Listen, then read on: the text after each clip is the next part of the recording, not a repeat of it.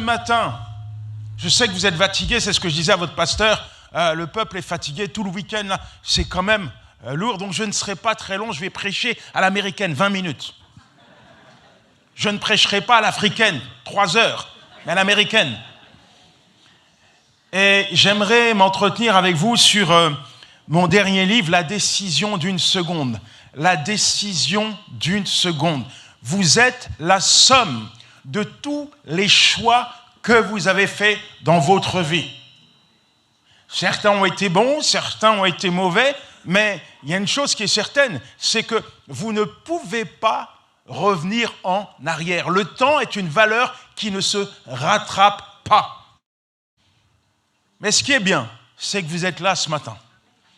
Et vous pouvez encore prendre des décisions. Chaque jour, Dieu crédite notre compte de 86 400 secondes. Une fois que le temps est écoulé, il ne se rattrape pas. Ce qui est passé est passé. Et ce qui est important, c'est aujourd'hui et demain.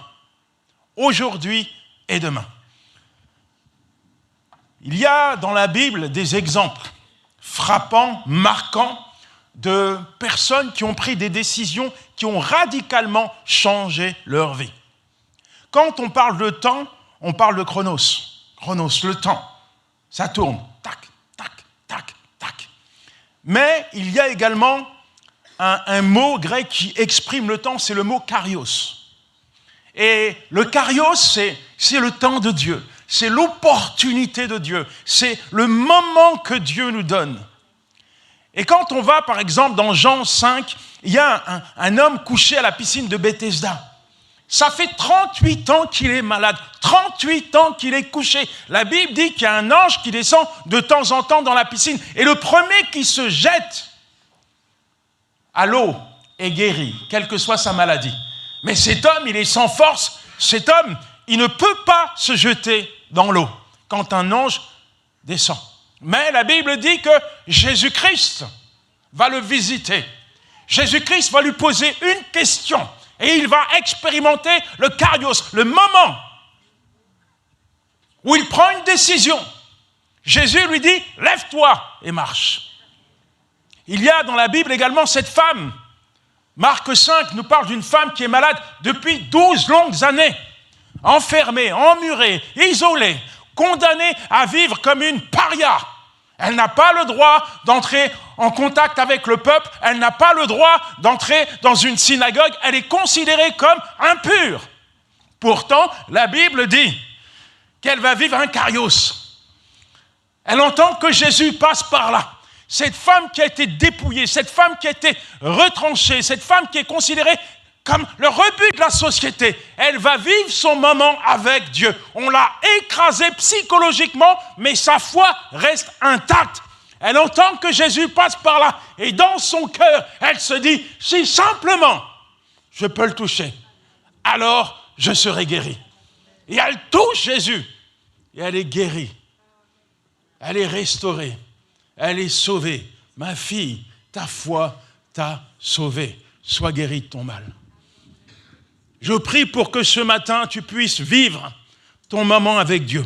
Je prie pour que ce matin, tu puisses expérimenter la puissance de Dieu. Il se passe des choses dans la présence de Dieu. J'aimerais te dire que Dieu est présent. Dans le royaume de Dieu, il n'y a pas d'horloge. Il n'y a pas de montre, il n'y a pas de Rolex. Mais une chose est certaine, Dieu n'est jamais en retard. Dieu fait toutes choses belles en son temps. Dis à ton voisin, c'est le temps de Dieu pour toi. C'est le temps de Dieu pour toi.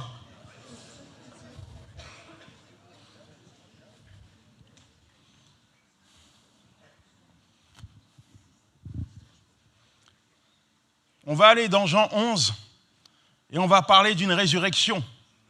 La résurrection d'un mort qui s'appelle Lazare. Jean 11 nous dépeint ce qui se passe et il y a un point qui est important, on va commencer par celui-ci. Jean 11, verset 4. Quand on apprend à Jésus que son ami Lazare est malade, il va dire une chose, cette maladie n'est point pour la mort, mais elle est pour la gloire de Dieu. Je répète, cette maladie n'est point pour la mort, mais elle est pour la gloire de Dieu. Complètement paradoxal, hors de sens, incompréhensible pour les disciples. Lazare est sur le point de mourir. Et Jésus, qui apprend cette nouvelle, dit à ses disciples, cette maladie n'est point pour la mort, mais elle est pour la gloire de Dieu. Ce n'est pas la première fois qu'il s'adresse ainsi à ses disciples. Un jour, les disciples vont lui demander les raisons de la cécité d'un homme qui était aveugle de naissance. Ils vont dire à Jésus, mais pourquoi cet homme est né aveugle? Est-ce qu'il a péché? Est-ce la faute d'un de ses parents? Non, vous êtes tous dans l'erreur. Il est né comme ça afin que la gloire de Dieu se manifeste. Mon ami, je veux te dire ce matin qu'il y a des situations, qu'il y a des circonstances, qu'il y a des moments compliqués, difficiles, où tu as l'impression que tu as tout perdu, où tu as l'impression que la maladie est en train de s'installer dans ton corps, de ronger ta vie. Tu as l'impression qu'il n'y a pas d'issue à ton état, à ta situation. Tu as peut-être mis un point à ton futur. J'aimerais te dire ce matin de la part de Dieu, quel que soit ce que tu traverses, Dieu est capable de l'utiliser pour te manifester sa gloire.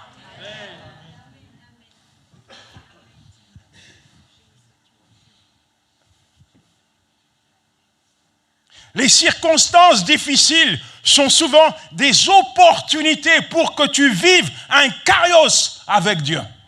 Un kairos avec Dieu, pour que tu expérimentes la gloire de Dieu. La Bible dit que toute chose concourt au bien de ceux qui aiment Dieu. Toute chose concourt au bien de ceux qui aiment Dieu. Pose la main sur ton voisin, s'il te plaît. Et dis avec moi, Seigneur, merci pour ton enfant qui est là. Je te prie, Père, d'ouvrir son cœur afin qu'il puisse réceptionner ta parole. Je sais, Père, que tu vas agir dans sa vie. Je sais que tu vas le toucher aujourd'hui. Je sais que tu vas le changer aujourd'hui. Je sais que tu vas le guérir aujourd'hui. Alors accomplis ton œuvre, Père, dans le nom de Jésus. Je t'ai prié. Est-ce qu'il y a quelqu'un qui peut donner une bonne main d'acclamation pour le Seigneur?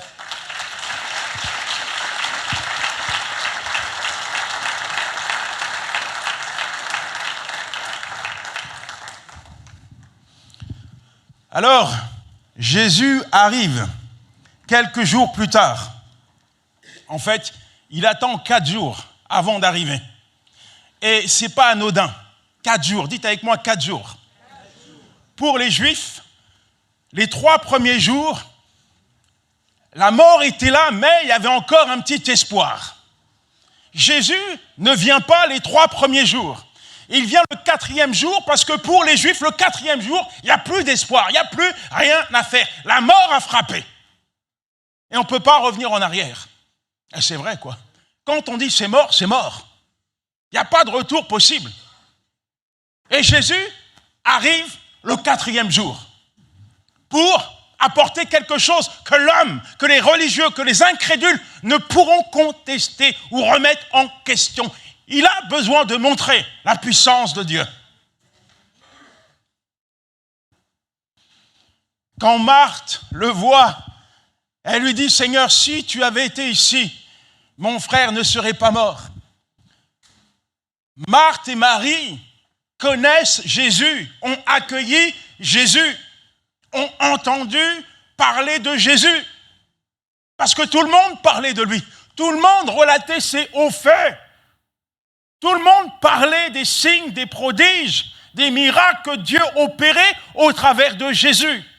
Mais face à la mort, Marthe est déstabilisée. Marthe est imprégnée d'incrédulité, de doute, et elle remet en question la puissance de Jésus avec des si.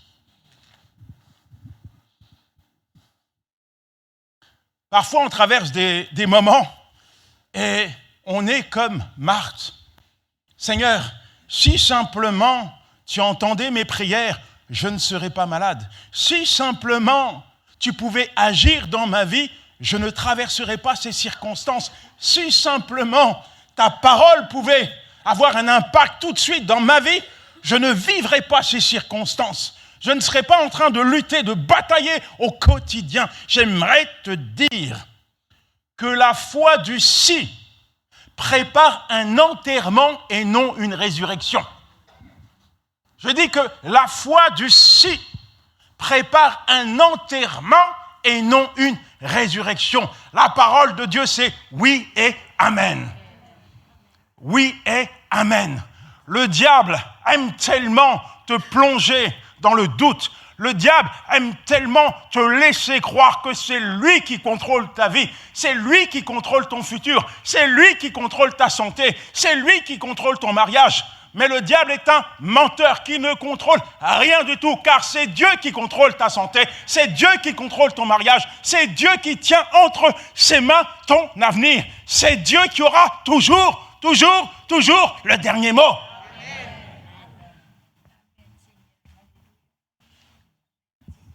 La mort est là. Les gens voient Jésus remettre en question sa puissance, remettre en question tout ce qu'il a dit. Les disciples sont là et il faut qu'ils voient quelque chose. Quand la mort frappe, souvent, on n'attend plus rien. Il y en a beaucoup qui sont morts, quoique vivants. Le monde est un cimetière à ciel ouvert où les gens sont morts, quoique vivants. Il y a des gens qui chantent des louanges, mais qui spirituellement n'ont pas de relation avec Dieu. Il y a des gens qui viennent à l'église, mais dans leur cœur n'est que ténèbres. Il y a des gens qui ont l'apparence d'être bien, mais qui sont complètement démolis à l'intérieur. Complètement démolis. Lorsque j'étais enfant, j'ai eu l'occasion d'aller en Côte d'Ivoire. Il n'y a pas d'Ivoiriens ici. Si? Bonjour ma soeur, bonjour. C'est la famille.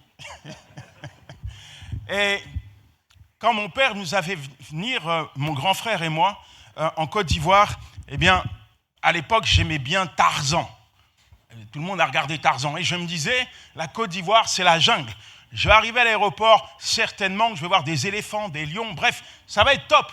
J'arrive à l'aéroport, je vois des routes, il n'y a pas d'éléphants, il n'y a pas de lions, il n'y a rien. Un pays développé. Bon, je suis petit, j'ai peut-être 5 ans. Et un jour, mon père nous dit, eh bien, on va aller au village. Vous allez rencontrer votre grand-mère. Alors, on prend la voiture et on fait des kilomètres et des kilomètres, des centaines de kilomètres, et on arrive dans un village. Et cette fois, c'est la jungle. En fait, la forêt, c'est le frigo. Tous les jours, il faut aller avec les chasseurs, aller chercher à manger. Moi, la forêt, je m'amuse dedans, c'est super. Et au bout de 3 jours, mon père me dit, je vais faire des courses à la supérette à quelques kilomètres, je reviens vous chercher. Malheureusement, il est revenu 2 mois plus tard. Et il nous a laissés avec ma grand-mère. Alors, ma grand-mère n'avait pas grand-chose. En fait, à cette époque, c'était des petites cases. Le village, vraiment un petit village, des petites cases ou des petites huttes en terre. On mangeait ensemble, on dormait chacun dans des cases sur des nattes. Le soir, on marchait avec des lampes à huile. C'était le village. Et on se racontait des histoires sur un homme qui était célèbre dans ce village. Il s'appelait Colombo. Colombo, c'était le sorcier du village. Et il faisait peur à tout le monde. Et nous, les enfants, on se racontait des histoires. On se disait, si tu croises Colombo, il te serre la main, il te jette un sort. Si il met la lampe à huile sur toi, il te jette un sort. Et on était terrifiés par Colombo. Et quand Colombo faisait son apparition, ma grand-mère m'attrapait, les vieilles attrapaient les enfants, et boum, dans la case. Un soir, aux alentours de 23h, je suis saisi d'une envie pressante. J'ai envie de faire pipi. Et il n'y a pas de toilette, c'est une toilette commun, c'est un trou. Mais il faut sortir de la case. Et je sors de la case, et là, dans la cour, sur qui je tombe? Colombo. Et il me dit « Bonsoir, joli garçon », il me tend la main comme ça. Je lui touche la main et je cours. Je sors des toilettes, Colombo n'est plus là, il a disparu. Mais il y a un énorme crapaud. Et je me dis, ça c'est Colombo. Mais véridique, hein. Je me dis, Colombo, il s'est transformé en crapaud. Et je le raconte à tout le monde. Alors ça paraît anodin comme ça, mais je crois que derrière, il y a quelque chose qui est en train de se hisser dans ma pensée. Et en France, ma belle-mère, elle, menait une vie pathétique et avait décidé d'entamer une relation d'aide avec une diseuse de malheur. Alors, ici, on les appelle les diseuses de bonnes aventures, mais non, c'est des diseuses de malheur qui ne vous diront jamais la vérité. Mais ma belle-mère m'a amené chez elle. Et moyennant un peu d'argent, elle lui tirait les cartes et lui racontait que des bobards. Mais, ça paraît anodin, mais derrière, il y a le diable qui commence à construire, à ériger une véritable forteresse. Et moi, dans mon cœur de jeune ado, je crois aux puissances occultes. Je crois que le diable existe. Et je crois que le diable peut faire des choses. Le temps va passer et je vais avoir des problèmes. Beaucoup de problèmes. Tellement de problèmes qu'on aurait pu m'appeler problème. Et un jour, j'ouvre ma boîte aux lettres et je tombe sur une carte de visite en béton. Je ne sais pas si le gars avait un master en communication, mais Mamadou, le sorcier de la cité, le marabout du quartier, le gars, sur sa carte, ta femme est partie, elle revient en 2 jours. Tu n'as pas d'enfant, un accélérateur, tu vas enfanter. Tu as besoin d'argent, un accélérateur, tu vas être riche. Il résout tous les problèmes. Un vrai couteau suisse, Mamadou. Mais moi, comme j'ai grandi avec ça, voilà, la réponse, elle est là. La réponse à tes problèmes, Yanis, c'est Mamadou. Donc je vais voir Mamadou. Mamadou, j'ai des problèmes, etc., etc. Moyennant un peu d'argent, il me donne un petit talisman.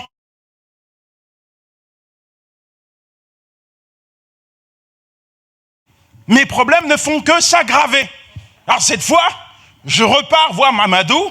Je lui dis, Mamadou, j'ai vraiment besoin de quelque chose de plus costaud parce que j'ai énormément de problèmes. Il n'y a rien qui va. Et là, Mamadou, il me donne un gros talisman. Moyennant une grosse somme d'argent, il me donne une ceinture. Et il me dit, Yanis, tu vois, tu vas mettre ça sur toi avec tes affaires de braquage là. Quand tu rentres dans une banque avec ça, si la police arrive, t'es invisible. On te tire dessus, la balle ne rentre pas. Quoi? Mamadou, t'es sûr avec ça? T'es invisible, t'es invincible. Un vrai Terminator. Alors là, je prends ma ceinture, je commence à marcher avec. On m'a tiré dessus, la balle est rentrée. Pour les braquages, je me suis fait arrêter. Et je me suis retrouvé au cachot en prison. Bref, ce truc-là porte pas bonheur, il porte la poisse. J'en veux pas. Mais en prison, je vais avoir affaire à 2 psys. Cette fois, ce n'est pas des sorciers, c'est des psys qui ont fait des études. Et les gars, à 2, en équipe, ils se mettent à étudier ma personnalité. Et la conclusion est intéressante. Monsieur, vous êtes mort. Vous n'avez pas d'émotion, vous n'avez pas de sentiment. Quand on regarde votre dossier, on s'aperçoit qu'à l'âge de 15 ans, vous étiez déjà en prison. On dirait que le commissariat, c'est votre 2e maison. On vous parle, on peut vous faire un rapport qui vous sera favorable le jour de votre jugement, mais vous ne parlez pas, vous ne communiquez pas. Là, je n'ai pas affaire à Mamadou ou à Colombo, j'ai affaire à des psys. Et je me dis, ils ont raison. Je suis mort. J'ai pas de cœur, j'ai pas d'émotion. J'arrive même pas à pleurer. Tellement mon cœur, c'est de l'acier, du béton. J'ai pas d'émotion, je ne ressens rien, je suis mort. Et ma place, c'est dans une cellule. Ici, au cachot. J'ai juste un matricule, sans identité. Juste un matricule, un danger pour la société. Mais, parce qu'il y a un mais. Un jour, alors que j'étais en train d'agoniser, un jour, alors que j'étais ce mort vivant qui se baladait, dans la cellule de 9 mètres carrés, comme un lion dans une cage. L'Éternel, le Dieu vivant, va me visiter et il va me poser une question. Yanis, veux-tu vivre? Yanis, veux-tu vivre? Ce jour-là, mon ami, je ne me suis pas posé de questions. Je n'ai pas regardé à ce que la société m'avait fait. Je n'ai pas regardé à ce que les psys avaient dit à mon sujet. J'ai regardé à Jésus-Christ. Il est la résurrection et la vie. Et le jour où j'ai donné ma vie à Jésus-Christ, je suis passé de la mort à la vie, des ténèbres à la lumière, de l'esclavage à la liberté. Je veux te dire, quelle que soit ta vie, quel que soit ce que tu traverses, quelle que soit la maladie qui t'a cogné, qui t'a frappé, quelle que soit l'épreuve qui est sur toi, je veux te dire que Dieu ne t'a pas oublié. Il ne peut pas t'oublier. Tu es trop important pour que Dieu t'oublie. Lazare était trop important pour Jésus. Et Jésus ne l'oublie pas, il vient. Quand il n'y a plus rien à faire, Dieu peut encore faire quelque chose. Je dis, quand il n'y a plus rien à faire, il peut encore agir. On raconte l'histoire d'un homme qui aspirait à devenir directeur d'un collège biblique. Et au moment où on lui propose ce poste, sa femme tombe malade. Elle est atteinte de la maladie d'Alzheimer. Alors il refuse ce poste. Est-ce que je peux avoir un peu d'eau?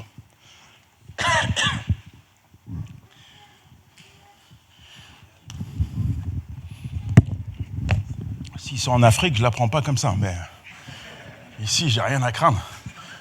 Il y a les sorciers qui viennent à l'église empoisonner les pasteurs, frère.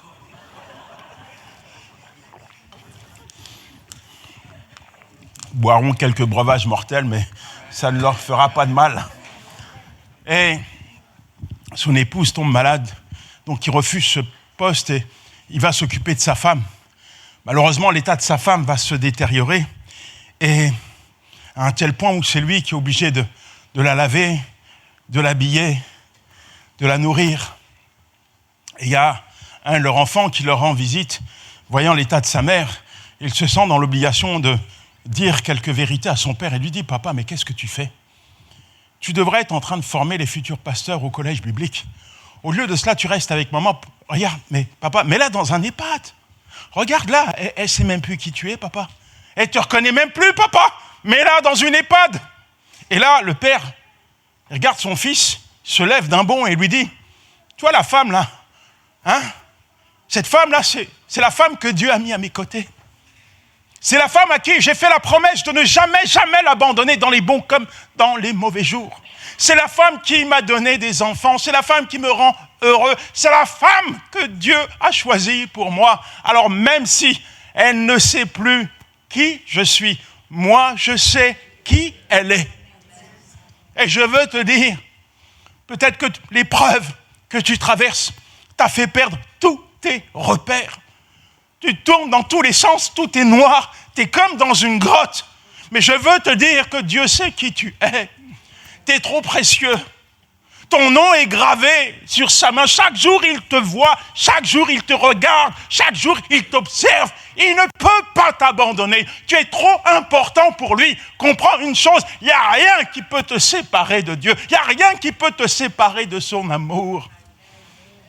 L'amour de Dieu est tout ce dont tu as besoin. L'amour de Dieu est plus fort que tout. L'amour de Dieu est plus fort que tout. L'amour de Dieu est plus fort que tout. L'amour de Dieu est plus fort que tout. Jésus va pleurer. Verset 35, Jésus pleure. Le plus petit verset de la Bible, mais qui exprime tellement de choses. Jésus pleure parce qu'il voit les conséquences du péché, la mort. Jésus est attristé parce que ceux qui le regardent, qui observent, remettent en question qui il est. Oh, il a ouvert les yeux des aveugles. Ne pouvait-il pas faire que son ami Lazare ne meure point? Il y a des larmes. C'est un endroit de tristesse, de désolation. C'est un endroit où il ne fait pas bon vivre. Mais il y a Jésus qui est là. Il y a Jésus qui est là. Où vous l'avez mis? Seigneur, il sent déjà. il y a 4 jours qu'il est mort. Seigneur, c'est trop tard, c'est fini, il n'y a plus rien à faire. Oui, mais quand tu ne peux plus faire, Dieu peut encore agir. Il y a toujours le Kairos de Dieu. Quand il n'y a plus rien à faire, il peut encore agir. Il peut encore faire quelque chose. Peut-être, tu es enfermé dans cette idée. Ça fait peut-être plus de 4 jours, ça fait 1 mois, 2 mois, 10 années que tu es résigné à ton état, à ta situation. Tu l'as accepté, tu l'as digéré. Et tu te dis, il n'y a plus rien à faire. C'est comme ça. C'est inéluctable. Il n'y a personne qui peut changer la donne. Il n'y a personne qui peut m'aider. Tu peux vivre ton Kairos avec Dieu. Parce qu'il n'y a rien d'impossible avec lui. Il n'y a rien d'impossible. Le Seigneur dira, ne t'ai-je pas dit, si tu crois, tu verras la gloire de Dieu. Il n'a pas dit si tu doutes, il a dit si tu crois, tu verras la gloire de Dieu. Tu verras la gloire de Dieu. Il y a un homme qui est né sans bras et sans jambes qui dit ceci, je garde toujours une paire de chaussures dans mon armoire parce que je crois qu'à chaque instant, qu'à chaque moment, Dieu peut faire un miracle. Et c'est ça la foi. La foi, c'est le détonateur de la puissance de Dieu. Le détonateur de la puissance de Dieu dans la vie d'un homme. Ta foi attire le miraculeux de Dieu. Je suis passé par des situations où je me suis dit, mais c'était tellement compliqué, tellement dur, que je me disais, mais si, je ne crois pas en Dieu, je ne crois plus en lui, en fait. Parce que tu as des situations que tu traverses. Si tu ne crois pas en Dieu, tu ne crois plus en lui. Si tu ne crois pas en Dieu, tu ne crois plus en lui. Parce que si tu ne crois pas en Dieu, tu dis, mais c'est ça la vie. Je vais rester dans cet état, je vais mourir ainsi. Mais si tu crois en Dieu, tu sais qu'il est capable de te sortir de cette situation. Tu sais qu'il peut encore agir. Que même si l'homme a mis un point à ton futur, tu sais que Dieu peut encore agir. Dans ton cœur, tu es convaincu qu'il agit. Tu ne seras jamais déçu par Dieu. Jamais. Tu ne seras jamais déçu par Dieu. Jamais. Arrête de frapper à toutes les portes pour essayer de trouver des réponses. Arrête de lutter, de batailler. Non, fais confiance à Dieu. Si tu crois, tu verras la gloire de Dieu. J'écoute souvent des témoignages et il y a certains boxeurs, pas des moindres, hein. Par exemple Mike Tyson, on lui demande la question, mais quel a été le plus dur adversaire? Vous savez ce qu'il répond? Vous savez ce qu'il répond? Pasteur, il pourrait nous le dire. Il connaît, pasteur, avec l'expérience. Vous savez ce qu'il répond, Mike Tyson, qui a mis des KO partout? Il dit, le plus terrible adversaire que j'ai dû affronter, c'est moi-même.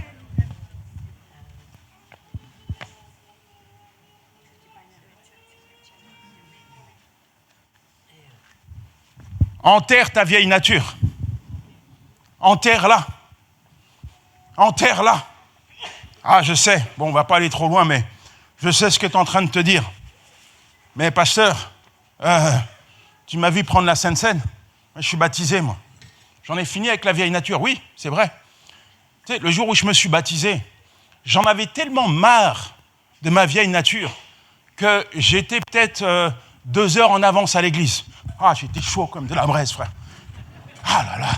J'en étais arrivé à un point où je me mentais à moi-même. Te mentir à toi-même.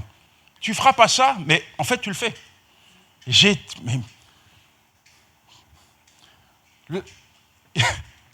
La vieille nature, le vieil homme me manipulait. Tu te rends compte?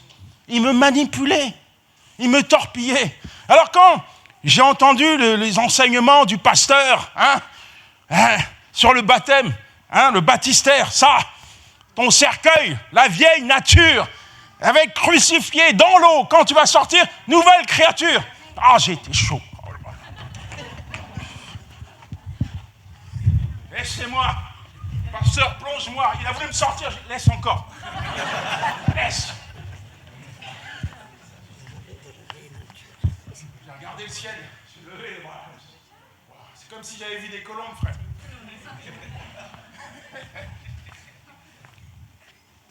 Je sors de l'église. J'entends une voix qui résonne. On va boire une petite bière pour fêter ça. Mais... Pasteur, il a dit que tu allais rester dans l'eau. Il ne m'a pas dit que tu étais un champion olympique de natation. Tu es sorti de l'eau. Elle est sortie de l'eau avec moi. Là, je l'entends. Il me dit, arrête de parler de moi. Si je parle de toi. Je parle de toi. En fait, tu vas en finir avec cette vieille nature le jour où elle sera en terre, au cimetière. En attendant, il faut laisser l'Esprit de Dieu dompter ta chair. Et donc, peut-être que ta vieille nature te laisse croire qu'il n'y a plus rien à faire, mais laisse l'Esprit de Dieu imprégner, saturer, irradier ton cœur de la parole de Dieu. Une parole peut changer ta vie. Jésus adresse une prière à Dieu.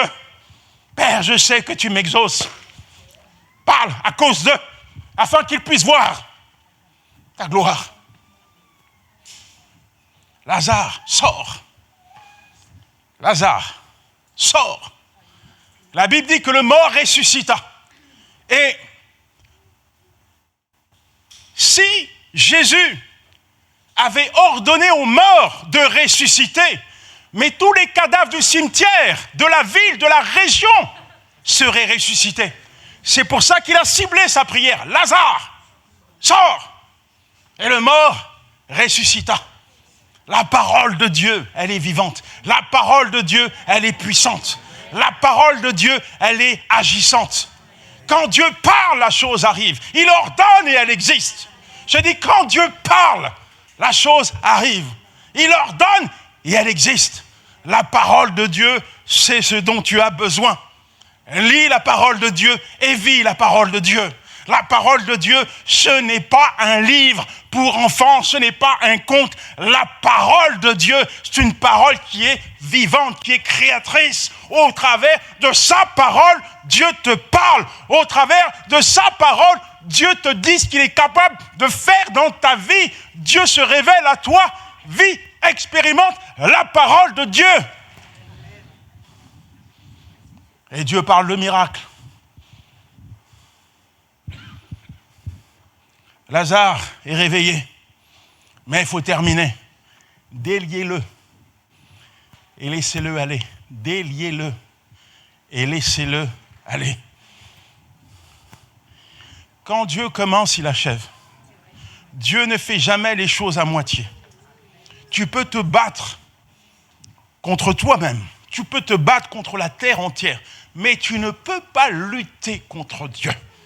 Si Dieu a décidé de changer ta vie, il va transformer ta vie. Il va achever. Je dis, il va terminer l'œuvre qu'il a commencée. Dis à ton voisin, tu as changé.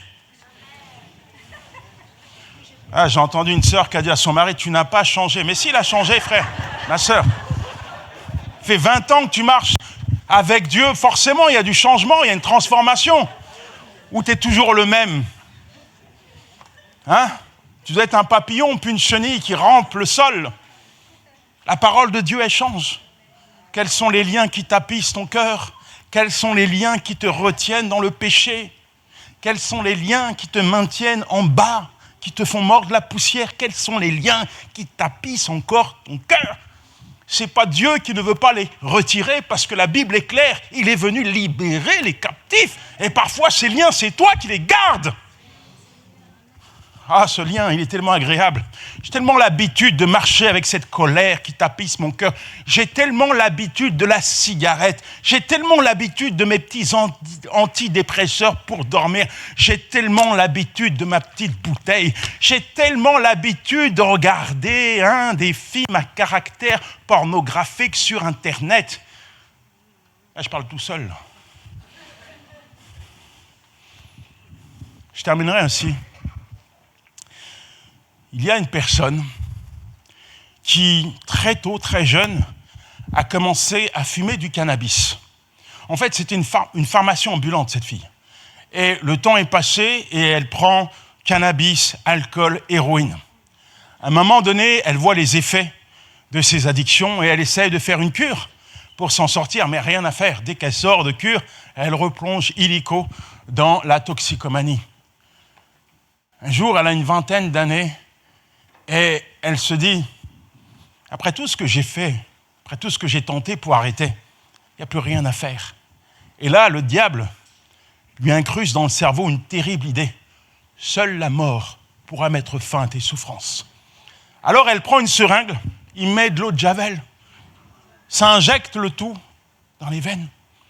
Comme elle dit, j'attends la mort, mais la mort ne vient pas.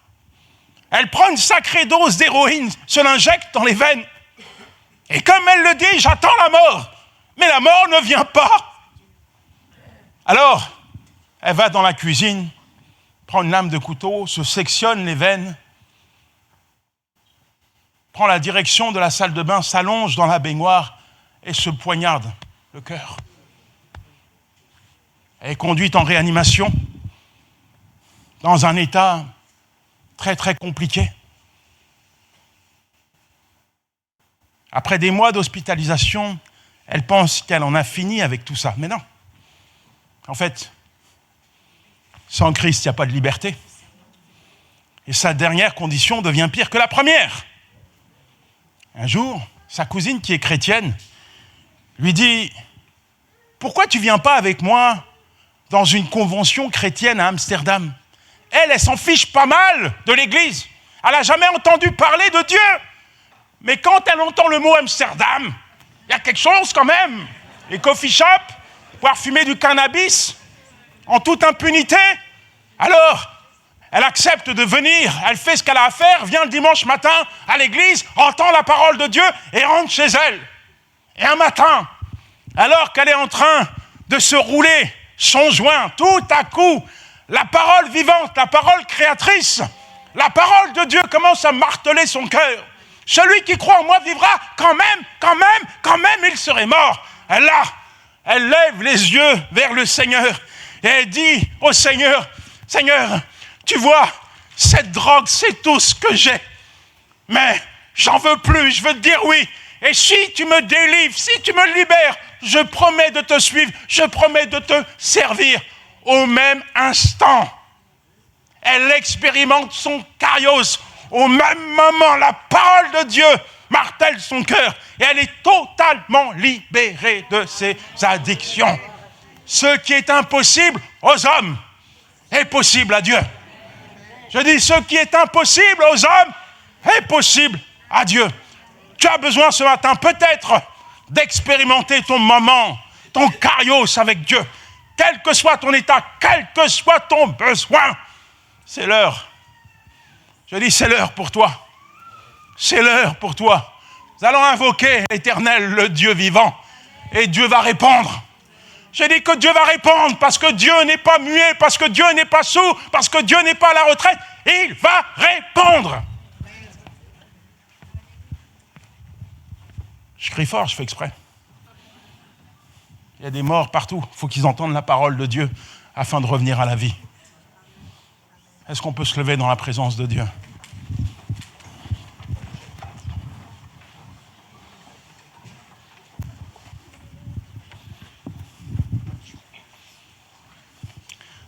Quels sont ceux qui ont besoin d'un toucher de Dieu ce matin ? Lève la main là où tu es.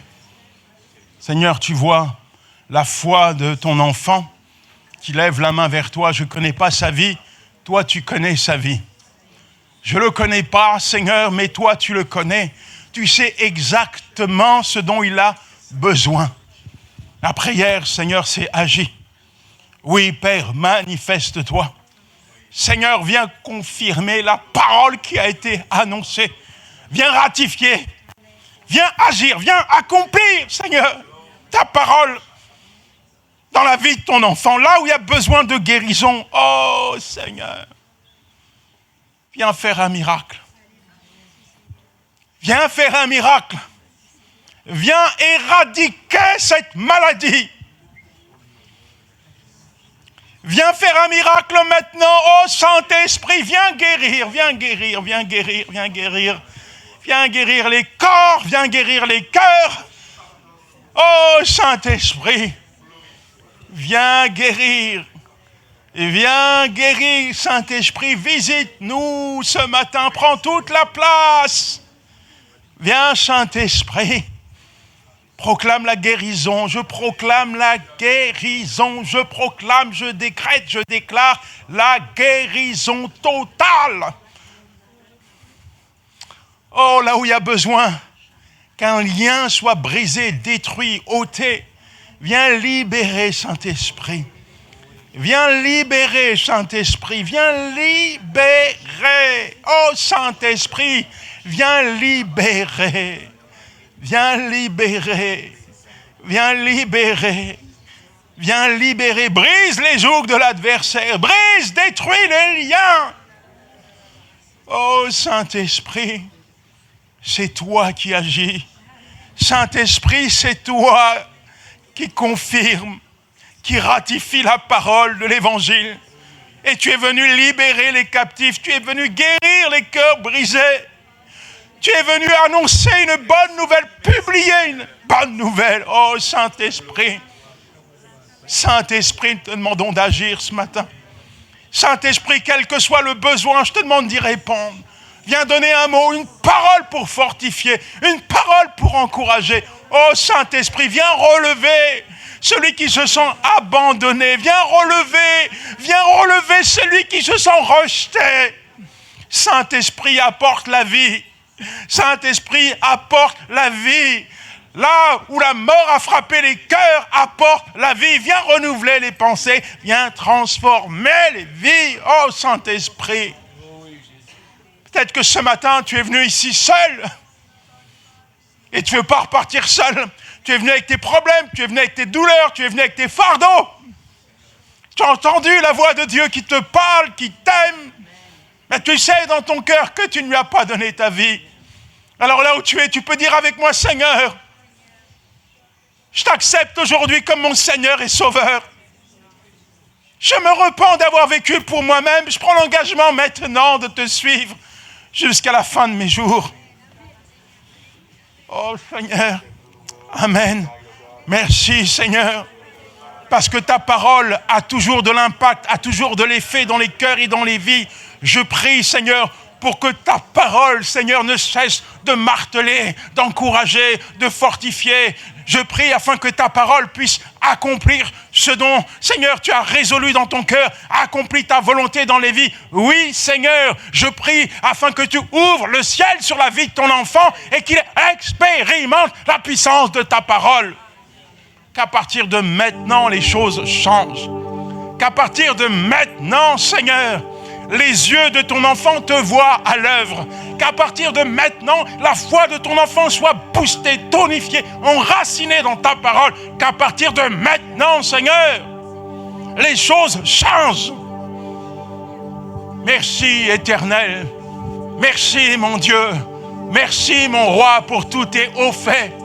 Merci, Éternel, parce que ce matin encore, tu as parlé. Ce matin encore, tu as exaucé. Et nous repartons avec ta paix.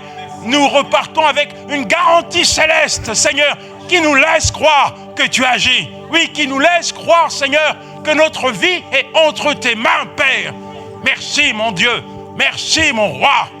Amen, amen et amen. Donne-moi une bonne main d'acclamation pour le Seigneur.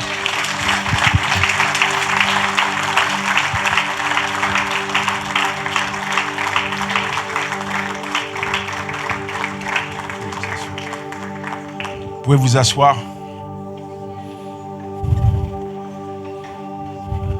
Comme je l'ai dit, j'ai prêché à l'américaine ce matin, 20 minutes. Si c'était à l'africaine, on y serait encore jusqu'à 15 heures. Parce qu'en France, on a l'heure. Vous voyez, il y a une horloge sous mes yeux. Mais en Afrique, on a le temps. Juste vous dire que il y a un comptoir de librairie à l'extérieur. Je ne vais pas vous présenter tous les livres, mais les livres qui sont proposés sont des outils que nous vendons et qui financent les actions que nous menons avec notre association Gospel Action Production on mène des actions humanitaires dans les prisons. Et on dit souvent que l'humanitaire, c'est un puits sans fond parce qu'il y a tellement de besoins, tellement de souffrances, tellement de misère. C'est biblique d'agir dans les prisons. J'étais en prison, vous m'avez visité. Alors je ne vous souhaite pas forcément, à moins que vous soyez appelé par Dieu, d'aller en prison. C'est vraiment dur. Et si vous n'avez pas cet appel, n'allez pas en prison. Mais par contre, vous pouvez y aller en soutenant notre association. Comment ? Eh bien, achetez un livre. Il y a ce livre, La décision d'une seconde. Quand vous achetez le livre, ça nous permet de financer des actions. Donc, un bon livre où il y a pas mal de témoignages, pas mal de personnes. Je vous ai relaté un peu l'histoire de Lazare, de cette femme à la perte de sang. Mais il y a d'autres histoires. Un livre pour vous, un livre pour offrir, qui, je suis sûr, sera peut-être une porte pour que Dieu touche un cœur d'une personne que vous connaissez et qui ne le connaît pas. 3, 6, 5, une année de dévotion. C'est pas daté, c'est numéroté, c'est le tome numéro 3. Chaque jour, une pensée. Et le dernier, mais il y en a d'autres là-bas, 100 jours autour des proverbes. Il y a également 100 jours autour des psaumes. Pendant 100 jours, j'ai mis en avant, en tout cas, 100 psaumes avec des réflexions. Un livre également pour nous édifier, pour nous enseigner. Donc, ne vous en privez pas. Et je me tiendrai à la librairie. Si vous voulez un autographe ou autre, échanger, je serai là. Que le Seigneur vous bénisse.